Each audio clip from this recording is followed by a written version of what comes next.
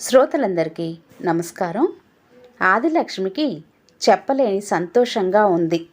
వద్దనుకున్న పెదవుల మీదకు సన్నటి నవ్వు వస్తుంది.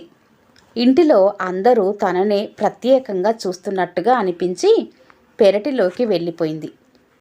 చిరకాల మిత్రురాలు బాదం చెట్టు గాలికి గలగలమంటుంది. ఆదిలక్ష్మి మనసు ఆ చెట్టు చిటారు కొమ్మకు చిక్కుకున్న గాలిపటంలా ఒకే ఆలోచనలో ఉండిపోయింది. అవును, మధ్యతరగతి ఇంటిలో పుట్టిన సామాన్యమైన ఆడపిల్లకు పెళ్ళి కుదరటం అంటే మనసు ఆకాశంలో విహరించక నేల మీద ఉంటుందా? దాదాపు 15 రోజుల క్రింద ఆమెకు పెళ్లి చూపులు జరిగాయి. ఈరోజు మధ్యాహ్నమే ఆమె నచ్చిందని పెళ్లి మాటలకు రమ్మని మగ పెళ్లివారి నుండి ఉత్తరం వచ్చింది. అది ఆదిలక్ష్మి ఆనందానికి కారణం. ఒక మగవాడు తనను పెళ్లి చేసుకోవడానికి ఒప్పుకోవడం ఆడపిల్లకు ఇంత సంతోషం కలిగిస్తుంది అనేది అర్థమైతే ఏ మగవాడు ఆ ఆడపిల్ల దుఃఖానికి కారణం కాడు. ఇన్ని రోజులు గుండెల మీద కుంపటి, ఈ బరువును ఎలా దించుకోవాలి అంటూ తల్లిదండ్రి అనుకోవటం, దానికి తను బాధపడటం, ఇవన్నీ పాత మాటలు అయిపోతాయి. వెళ్ళే ఇంటికి తను పేరు తేవాలి, మంచిదాన్ని అనిపించుకోవాలి. ఇలా ఆమె ఎంతసేపు కూర్చునేదో. అక్క, అమ్మ పిలుస్తుంది అని వచ్చి చెప్పింది చిన్న చెల్లెలు. ఆమె సాయంత్రం వంట చేస్తున్న బామ్మ దగ్గర కూర్చొని తల్లి తండ్రి మాట్లాడటం వినిపిస్తుంది. ఒరేయ్ రంగా, వాళ్ళు అడిగిన వాటన్నింటికీ తలూపకు. ఇంకా మనకి 2 ఆడపిల్లలు ఉన్నారు. ఇప్పుడు పెద్దదానికే ఖర్చు పెడితే వాళ్ళకేం పెడతాం? బామ్మగారు అంటున్నారు. వాళ్ళు చెప్పినట్టు చేయకపోతే మన సంబంధం వదులుకుంటే? తండ్రి అనుమానం. మరేం పర్వాలేదు, మధ్యవర్తి ఉన్నాడుగా, ఆయనతో కూడా ముందే చెప్పండి. లేదు, ఆయనను తీసుకురా, నేను చెబుతాను. మంచి రోజు చూసి భార్యాభర్తలు ఇద్దరూ వెళ్ళండి. ఆడవాళ్ళు ఎందుకు? ఆయనకు భార్యను తీసుకువెళ్ళటం ఇష్టం లేదు. నీకు కొన్ని అర్థం కావురా. వాళ్ళ ఇల్లు వాకిలి ఎలా ఉందో కోడలు అయితే బాగా గమనిస్తుంది. పైగా వాళ్ళు పిల్లకు ఏం బంగారం ఉందని అడుగుతారు. దుర్గా, నువ్వు కూడా ఆదిలక్ష్మికి ఉన్న బంగారం గురించి అంతా నిజమే చెప్పకు. తెలిసిందా? వాళ్ళేం బంగారం పెడతారో కూడా అడగండి. వింటున్న ఆదిలక్ష్మికి నవ్వు వచ్చింది. తనకేమైనా 7 వారాల నగలు ఉన్నాయా? అరిగిపోతున్న బంగారు గాజుల జత ఒకటి, మెడలో ఒంటిపేట గొలుసు, ఇంతేగా. ఏ పెళ్ళికో పేరంటానికో వెడితే కాస్త చిన్నతనంలో జడకు పెట్టుకునే జడగంటలు, అంతే. ఆదిలక్ష్మి పెళ్ళి పెద్ద సమస్యలు లేకుండా అయిపోయింది. ఆమె అత్తవారింటికి వచ్చింది. ఆమె భర్త ఆనందరావు, మామగారు కూడా దగ్గరలో గల పల్లెటూరులో హై స్కూల్ టీచర్లు. ఇద్దరు ప్రొద్దున్నే టిఫిన్ తిని లంచ్ పట్టుకు వెడతారు. ఆదిలక్ష్మి మరిది దగ్గరలో గల సిటీలో మేనమామ ఇంటిలో ఉండి డిగ్రీ చదువుతున్నాడు. ఆనందరావు పెద్ద చెల్లెలు మణి ఇంటర్మీడియట్, చిన్న చెల్లెలు సుధా 9th క్లాస్ చదువుతున్నారు. మామగారు, అత్తగారు, భర్త, ఆడపడుచులతో ఆ ఇల్లు సందడిగానే ఉండేది. ఆదిలక్ష్మికి నచ్చింది. తనకి ఒక అన్న, తమ్ముడు, 2 చెల్లెళ్ళు ఉన్నారు. చెల్లెళ్ళతో గడిపినట్టే ఇక్కడ సరదాగా ఉందామన్న ఆమె ఆలోచన మణి దగ్గర పని చేయలేదు. ఆమె మొహం ఎప్పుడూ అదోలా పెట్టుకుంటుంది. వదిన కంటే తను 2 క్లాసులు ఎక్కువ చదువుతుంది. వదినతో ఎక్కువ మాట్లాడటం, పరువు తక్కువ. ఆదిలక్ష్మి వచ్చిన నెల రోజులకే దాదాపు ఇంటి పనులన్నీ అప్పగించింది అత్తగారు దేవమ్మ. ఆదిలక్ష్మికి పని అంటే ఇష్టమే, కానీ ఇది పని కాదు, చాకిరీ అని ఆమెకు తెలీదు. మనిషి చేత పని బాగా చేయించాలంటే వాళ్ళ పని చాలా బాగుందని పొగడాలి. అదే చేసి ఆదిలక్ష్మికి పూర్తిగా పని అప్పగించింది దేవమ్మ. ఆనందరావు ఇంటికి వచ్చేటప్పటికి మాత్రం ఏ బియ్యం ఏరుతూనో గదులు తూడుస్తూనో కనబడేది. బావిలో నీళ్లు తోడి మొక్కలకు పోసి ఆరిన బట్టలు మడతలు పెట్టి రాత్రికి వంట చేస్తున్న భార్య అతని కళ్ళకు కనబడేది కాదు. పైగా జిడ్డు మొహంతో నలిగిన జడతో కనబడే ఆదిలక్ష్మి అతనికి నచ్చేది కాదు. కానీ నిజ జీవితంలో ఆడవాళ్ళు రోజంతా తాజా పువ్వులా ఉండటం జరిగే పని కాదు. దేవమ్మ మడత నలగని చీరతో కనబడటానికి కారణం ఆదిలక్ష్మి చేసే చాకిరి. అది గ్రహించే తెలివి ఆనందరావుకి లేదు. అప్పటిదాకా పనితో ఉన్న ఆదిలక్ష్మికి అప్పటిదాకా ఇంటిలో విషయాలు అతనికి చెప్పి అతని స్కూల్ విషయాలు తెలుసుకోవాలని ఉండేది. కానీ అతనికి అంత ఓపిక లేదు. ఏ రాత్రో ఆమె చెప్పినా అర్థం చేసుకోడు. చూసావా, పని మనిషి పని మానేసింది. ఆ రోజు ప్రొద్దున్నే ఆదిలక్ష్మి నిద్ర లేవగానే దేవమ్మ చెప్పింది. ఏం చేస్తాం, మన ఇంటిలో పని మనకి తప్పదు కదా. అయ్యో, పని మనిషి వస్తుందని నేను స్నానం చేసేశాను. ఇప్పుడు ఇవన్నీ నేను ఎలా చేయను? పర్వాలేదులేండి, నేను చేస్తాను. సుధా 1-2 పనుల్లో సహాయం చేసింది. కానీ ఆమెకు స్కూల్ టైం అయిపోయింది. ఆమెను దేవమ్మ ఏమని బెదిరించిందో మర్నాడు సుధా వదిన గారిని జాలిగా చూడటం తప్ప సహాయానికి రాలేదు. ఆదిలక్ష్మి ఉతకటానికి బట్టలు తీసుకుంటుంది. ఇదిగో ఆదిలక్ష్మి, నా జరీ చీరలకు కాస్త గంజి పెట్టు. నూలు చీరలు కదూ, ఇట్టే నలిగిపోతాయి. అయ్యో, ఆ విషయం తెలియక గంజి గిన్నెలోకి వార్చలేదండి. పర్వాలేదు, ఎదురింట్లో పార్వతమ్మ గారింట్లో రోజు గంజి వారుస్తారు. ఆవిడ 10 గంటలు దాటాక గాని వంట చెయ్యరు. పైగా వాళ్ళ ఇంటిలో బావి నీళ్లు పుష్కలంగా ఉంటాయి. అక్కడికే చీరలు తీసుకువెళ్ళి ఉతికి గంజి పెట్టే. ఆదిలక్ష్మి అలాగే చెయ్యసాగింది. పార్వతమ్మ గారు భర్త ఇద్దరే ఉంటారు. ఆవిడ ఆ వీధిలో అందరికీ పెద్ద దిక్కు. 2 రోజులకు ఒకసారి అత్తగారి చీరలకు గంజి పెట్టడం ఆదిలక్ష్మికి అలవాటుగా మారింది. చూసావా, పని మనిషి ఊరికి పోయింది, ఇంకా వచ్చినట్టు లేదు అంది దేవమ్మ. వాళ్ళ ఇల్లు ఎక్కడో చెప్పండి, ఆయన వచ్చాక స్కూటర్ మీద తీసుకువెళ్ళమంటాను అంది ఆదిలక్ష్మి. అబ్బెబ్బే, మనం వాళ్ళ ఇంటికి వెళ్ళడం ఏమిటి, పరువు తక్కువ. ఈ మాట మా వాడితో అనేవు, నన్ను తిడతాడు. ఆదిలక్ష్మికి పెళ్ళయ్యి 6 నెలలైంది. ఈ 6 నెలలలో ఆమె భర్త కలిసి సినిమాలు చూసింది 4, గుడికి వెళ్ళింది 2 సార్లు. దానికే అత్తగారు సనుగుతూనే ఉంది. ఆ రోజు కూరలకు వెళ్ళింది ఆదిలక్ష్మి. నిజానికి దేవమ్మ కూడా రావాలి, కానీ ఆమెకు తలనొప్పి అని తప్పించుకుంది. ఆదిలక్ష్మి ఒక్కతే మార్కెట్కు వెళ్ళింది. మీరా, కోడలమ్మగారు బాగున్నారా? పని మనిషి పలకరించింది. ఓ, నువ్వా గుర్రమ్మ, బాగున్నావా? ఊరి నుండి ఎప్పుడు వచ్చావు? నేను ఊరికి వెళ్ళలేదండి. అయినా మీకెవరు చెప్పారు? మా అత్తగారు. ఆ అమ్మగారు అలా చెప్పడం ఏంటండి? ఆ అమ్మే పని మానేయమన్నారు. అదే ఎందుకు? ఆదిలక్ష్మి ఆశ్చర్యంగా అడిగింది. గుర్రం లాంటి కోడలు మీరుండగా ఈ గుర్రం ఎందుకండి? ఏ మాటలవి? కాస్త కోపంగా అంది ఆదిలక్ష్మి. అయ్ బాబోయ్, నేను కాదండి ఆ ముక్కన్నది, మీ అత్తగారే. నిజమా?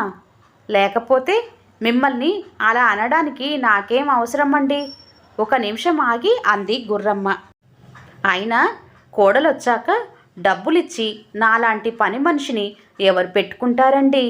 ఆదిలక్ష్మి అమాయకత్వం పటాపంచలు అయిందని చెప్పలేము, కానీ అత్తగారి మనస్తత్వం కొంచెం అర్థమైంది. ఆమె కూరల సంచి మోసుకుంటూ ఇంటికి వస్తుంటే జరిగినవన్నీ గుర్తుకొస్తున్నాయి. అత్తగారికి జరీ చీర నలగకూడదు, ఇరుగు పొరుగు బాతాకానికి విఘాతం కలగకూడదు, రేడియో ప్రోగ్రాంలు ఒక్కటి మిస్ కాకూడదు. అందుకు కోడలు రోజంతా పని చేసినా తృప్తి ఉండదు. ఇప్పుడు గుర్రమ్మ కనబడిన విషయం అత్తగారికి చెప్పాలా వద్దా? అయినా ఆ మధ్యాహ్నం ఇద్దరూ భోజనం చేస్తుంటే అంది, మనం మరో పని మనిషిని వెతుక్కుందాం. అత్తగారు ఉలిక్కి పడింది. అబ్బే, ఎందుకు? గుర్రమ్మ వచ్చాక. తను ఎప్పుడు వస్తుందో ఏమో. బంధువులు ఎవరైనా వస్తే పని మనిషి కూడా లేకపోవటం చిన్నతనం కదూ. మన ఇంటికి ఎవరు వస్తారులే.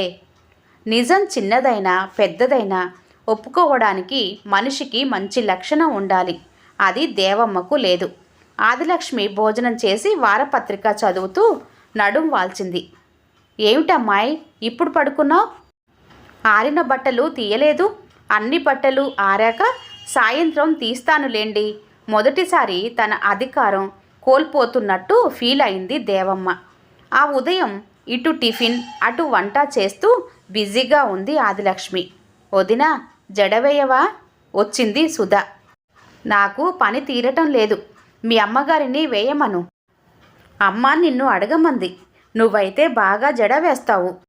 రిబ్బన్ పువ్వులా చేసి వేయటం నాకు రాదు. నాకు 2 చేతులే ఉండేది. రావే, నేనే వేస్తాను. ఆవిడ సుధను చెయ్యి పట్టి లాక్కెళ్ళింది. అందరూ ఎవరి పనుల్లోకి వాళ్ళు వెళ్ళారు. అత్తగారు కోడలు ఉన్నారు ఇంట్లో. ఇద్దరిలో అభద్రతా భావన. తన పెత్తనం చెల్లటం లేదని దేవమ్మ, తను మంచి కోడలు అనిపించుకోనేమో అని ఆదిలక్ష్మి. ఎందుకమ్మాయి ఇంత టిఫిన్ చేశావు? రోజులాగే చేశాను. అయినా మీరు నేను తినాలి కదా. మనకెందుకు? మనం తిరగలి రాళ్ళల్లా ఇంట్లోనే కూర్చుంటాము. కాస్త తొందరగా భోజనం చేస్తే సరిపోదా? ఆదిలక్ష్మి ఆశ్చర్యపోయింది. అవును, మంచి పోలిక. ఇంట్లోనే కూర్చుంటారు, కానీ ఒకరు తిరగలిపై రాయిలా తిరుగుతుంటే మరొకరు కింది రాయిలా కూర్చుంటారు. ఆమెకు కాస్త బాధ అనిపించింది. మనిషిని అవమానించాలంటే వాడి తిండి గురించి మాట్లాడితే చాలు. ఆమె బట్టలు తీసుకొని ఉతకటానికి పార్వతమ్మ గారింటికి వెళ్ళింది. నువ్వింకా రాలేదనుకుంటున్నా ఆదిలక్ష్మి, ఇదిగో గంజి అన్నారు పార్వతమ్మ గారు. ఈవేళ తొందరగా వంట చేశారేం పిన్నిగారు? టైం 10:30 అవుతుంది. గుడికి వెడదామని. అదిగో బాబాయ్ గారు పిలుస్తున్నారు. ఆదిలక్ష్మి నిశ్శబ్దంగా ఉన్న పెరటిలో బావి దగ్గర రాయి మీద కూర్చుండిపోయింది. ఆమెకు తన పుట్టిల్లు, బాదం చెట్టు గుర్తుకొచ్చాయి. తన ఇంటిలో తల్లి, బామ్మగారు, తను, 2 చెల్లెళ్ళు ఉన్న తల్లి ఎప్పుడూ పని మనిషిని మాన్పించలేదు. తండ్రికి పౌరోహిత్యము, వ్యవసాయం ఉన్నా కూడా పక్క ఊరిలో పోస్ట్ మాస్టర్ అయినా తమ ఇంట్లో ఇలాంటి పొదుపు ఎన్నడూ లేదు. తన కోడలిని అమ్మ ఎన్నడూ ఏమీ అన్న గుర్తులేదు. ఆమెకు ఆకలి వేస్తుంది. పొద్దున్న ఎప్పుడో గుక్కెడు కాఫీ గబగబా తాగిన గుర్తు. పార్వతమ్మ గారిని అడిగి ఏమైనా తింటే, వద్దు వద్దు, ఆవిడ మీ కోడలు నన్ను తినడానికి అడిగింది అని తన అత్తగారికి చెబితే, ఎలా? చాలా ఆకలిగా ఉంది. కాకులు చెట్టు మీద అరుస్తున్నాయి. వాటికి గంజి కనిపిస్తుంది. ఆదిలక్ష్మికి చప్పున ఆలోచన వచ్చింది. ఈ గంజి తను తాగితే బాగుంటుందా? ఎందుకు బాగుండదు? చాలామంది పేదవాళ్ళు తాగేది అదే కదా. ఈ ఆలోచన వచ్చాక ఆమె అటూ ఇటూ చూసింది. ఎవరూ గమనించటం లేదు. పార్వతమ్మ గారు గుడికి వెళ్ళింది. కానీ ఎలా తాగాలి? అరటి చెట్టు ఉందిగా. ఆమె అరటి ఆకు చిన్న ముక్క కోసి దాన్ని కడిగి దొన్నెలా చేసింది. దానిలో గంజి పోసుకు తాగింది. అప్పటికి గంజి చల్లారి తాగడానికి వీలుగా ఉంది. గంజి చప్పగా ఉంది. ఆమెకు ఏడుపు వచ్చింది. తమ ఇంటిలో తిండికి ఎప్పుడూ లోటు లేదు. తల్లి వేడివేడిగా పకోడీలు చేసి పెడితే వారపత్రిక చదువుకుంటూ తినటం మర్చిపోయిన సందర్భాలెన్నో. అమ్మా, నువ్వెప్పుడైనా అనుకున్నావా నేను ఆకలికి ఆగలేక గంజి తాగుతాను అని? పేదవాడికి గంజిలోకి ఉప్పు కల్లైనా ఉంటుంది. తనకి అదీ లేదు. ఆమె కన్నీళ్లు తాగుతున్న గంజిలో పడి ఉప్పులేని లోటు తీర్చాయి. ఆదిలక్ష్మికి గంజి తాగటం ఒక అలవాటుగా మారింది. దాని వలన ఆకలి తీరటం ఎలా ఉన్నా ఆమెకు అత్తగారి మీద ఏదో పగ తీర్చుకున్నట్టు ఉండేది. చీరలకు గంజి తక్కువ అవుతుందమ్మాయి అంది అత్తగారు. ఆదిలక్ష్మి మాట్లాడలేదు. కానీ నిజాలు అవే బయటపడుతుంటాయి. ఒకరోజు ఆదిలక్ష్మి బావి దగ్గర బట్టలు ఉతుకుతుంది. వంటింట్లో పని చేసుకుంటూనే ఆ బట్టలు ఉతికే లయబద్ధమైన చప్పుడు వింటుంటారు పార్వతమ్మ గారు. కాసేపు వినబడ్డ చప్పుడు ఆగిపోయింది. ఏమైంది ఈ పిల్లకు? కళ్ళు తిరిగి పడిపోలేదు కదా? ఆవిడ పెరటిలోకి వైపు వెళ్ళే 4 మెట్లు దిగలేక కిటికీలోంచి చూశారు. ఆదిలక్ష్మి బావి వెనుక వైపు ఉంది. ఆమె మోచెయ్యి, కొద్దిగా కుడివైపు చెంప కనిపిస్తున్నాయి. ఆమె గొంతులో ఏదో ద్రవం ఎత్తి పోసుకుంటుంది. ఆ ద్రవం తెల్లగా ఉంది. ఏమిటది? ఆమెకు చప్పున అర్థమైంది. అది చీరలకు కావాలని తీసుకునే గంజి. ఆవిడకు ఏం ఆలోచించాలో కూడా కాసేపు తెలియలేదు. ఆదిలక్ష్మి తనను చూస్తే బాగుండదని ఆవిడ తన పనిలో పడ్డారు. కానీ ఆలోచన ఆదిలక్ష్మి గంజి తాగటం దగ్గర ఉండిపోయింది. ఇదిగో పిన్నిగారు, మీరు ఇచ్చిన గిన్నె. ఆదిలక్ష్మి కడిగిన గిన్నె వంటింటి గుమ్మంలో పెట్టి వెళ్ళిపోయింది. వెడుతున్న ఆమెను పరిశీలనగా చూశారు ఆవిడ. దాదాపు 10 నెలల క్రితం ఆదిలక్ష్మికి ఇప్పటికీ తేడా కనిపిస్తుంది. పెళ్లి కూతురుగా చూసిన ఆమెను వీధిలో వాళ్ళందరూ కాస్త లావుగా ఉంది అన్నారు. కానీ ఇప్పుడు జాకెట్టు చేతులు వదులుగా జుట్టు ఊడిపోయి పార్వతమ్మ గారికి ఆదిలక్ష్మి ఆలోచనంతా ఆక్రమించుకుంది. అన్నం తిని మధ్యాహ్నం నిద్రపోయి లేచాక ఆవిడ కాస్త తయారై భర్తకు కాఫీ ఇచ్చి తను తాగి ఆదిలక్ష్మి ఇంటికి వచ్చింది. దేవమ్మ రేడియో వింటూ పత్రిక చదువుతూ కాఫీ తాగుతుంది. రండి పిన్నిగారు, రండి. ఏమేవ్ మనీ, అమ్మమ్మ గారికి కాఫీ తీసుకురా. ఇప్పుడే నేను తాగి వచ్చానమ్మా. వద్దు. కాఫీ ఏగా పిన్నిగారు, ఎన్నిసార్లు అయినా తాగవచ్చు. అబ్బే, సాయంత్రం 2 సార్లు తాగే అలవాటు లేదు. అందరూ బాగున్నారా? అయ్యో, రోజు చూస్తూనే ఉన్నారుగా పిన్నిగారు. బాగున్నాము. అదే కావాల్సింది. మీ కోడలు ఆదిలక్ష్మి కనిపించదేం? వదిన పెరట్లో ఇడ్లీ పప్పు రుబ్బుతుంది, సుధా అంది. దేవమ్మ ఉరిమి చూసింది ఆమె వైపు. అది గమనించిన పిన్నిగారు, నీ హోంవర్కు అయిపోయిందేమిటి? మీ అమ్మగారు నేను ఏవో లోకాభిరామాయణం మాట్లాడుకుంటాము. నీకు విసుగు పుడుతుంది. మీ పెరటిలో జాజి మొగ్గలు కోసి తెచ్చిపెడుదు అంటూ ఆమెను అక్కడ నుంచి పంపేశారు. మా కోడలు గంజి కోసం మిమ్మల్ని విసిగించటం లేదు కదా? ఈ మధ్య కుక్కర్ కొన్నాం కదూ, మా ఇంట్లో గంజి ఉండటం లేదు. అబ్బా, కాగల కార్యం గంధర్వులే తీర్చారంటే ఇదే. తనేం మాట్లాడాలనుకుంటుందో సంభాషణ అక్కడికే వచ్చింది. మీ ఇంట్లో గంజే కాదు, తిండి కూడా ఉండదనుకుంటాను. దేవమ్మకు కోపం వచ్చింది. అవే మాటలు పిన్నిగారు, మాకు తిండి లేకపోవటం ఏమిటి? అయితే మీ కోడలికి మాత్రం పెట్టడం లేదా? ఏం మాట్లాడుతున్నారు? ఆ పిల్లకి ఎందుకు అన్నం పెట్టం? మీరే సరిగా ఆమెను చూసుకుంటే మా నూతి గట్టు మీద కూర్చొని దొంగతనంగా గంజి తాగే అవసరం ఆమెకేమిటి? పిండి రుబ్బడం పూర్తి కావడంతో గిన్నె తీసుకొని లోపలికి వచ్చిన ఆదిలక్ష్మి, అప్పుడే స్కూల్ నుండి వచ్చిన ఆదిలక్ష్మి భర్త, మామగారు, జాజిపూలు కోసుకు వచ్చిన సుధా, మణి గ్రూప్ ఫోటోలా నిలబడిపోయారు. అవును, ఎవరైనా తనను చూస్తారేమోనని ఆమె బావి వెనక కూర్చొని గంజి తాగటం ఈరోజే నేను చూశాను. మనసు ఉండబట్టలేదు. ఈ విషయం మీ దృష్టికి తేవాలనే ఇలా వచ్చాను.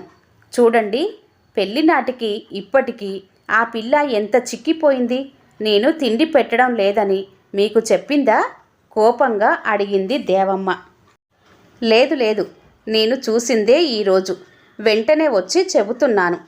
మీ పని మనిషికి కూడా మీరే రావద్దు అన్నారని పని మనిషే నాకు గుడి దగ్గర కనిపించి చెప్పింది. మా అమ్మాయికి పెళ్ళయింది. అదే ఇలా తిండి లేక బాధపడితే నాకు ఎంత కష్టంగా ఉంటుంది. రేపు మీ ఆడపిల్లలకు పెళ్ళయి అత్తవారింటిలో ఇలాగే ఉంటే మీకు బాగుంటుందా? దేవమ్మకు చచ్చే సిగ్గుగా ఉంది. తను ఇలా ఎందుకు ప్రవర్తించినట్టు? ఆడవాళ్ళకి ఆడవాళ్లే శత్రువులు అనే మాట నిజం చేయకండి. అయ్యో, మీ వాళ్ళు కూడా స్కూల్ నుంచి వచ్చేశారు. పొరపాటుగా మాట్లాడి ఉంటే మన్నించండి. పార్వతమ్మగారు చెప్పిన షాకింగ్ న్యూస్కి ఎవరు ఆమెను ఉండమని కూడా అనలేదు. ఆనందరావుకి మాత్రం ఆదిలక్ష్మి ఆ రాత్రి వేళ తనతో ఏదో చెప్పాలని ప్రయత్నించటం, తను వినకపోవటం గుర్తుకొచ్చింది. ఈ 10 నెలలలో ఆమె చిక్కిపోయింది. పోనీలే, కాస్త సన్నగా ఉంటే నాజూకుగా ఉంటుందనుకున్నాడు. కానీ తిండి కూడా లేకుండా తల్లి ఆమెను ట్రీట్ చేస్తుందనుకోలేదు. తర్వాత ఆదిలక్ష్మికి ఎప్పుడూ గంజి తాగే అవసరం రాలేదు. ఎందుకంటే ఆనందరావు ఆమెను వారం రోజుల్లో తన స్కూలు ఉండే ఊరిలో ఇల్లు తీసుకొని కాపురం పెట్టాడు. ఈ కథ ఇంతటితో సమాప్తం అండి. కథ కనుక నచ్చినట్లయితే లైక్ చేయండి, షేర్ చేయండి. అలాగే మరిన్ని మంచి కథల కోసం ఛానల్ని సబ్స్క్రైబ్ చేసుకోండి. మరొక మంచి కథతో మళ్ళీ కలుద్దాం. అంతవరకు సెలవు. నమస్తే, ధన్యవాదములు.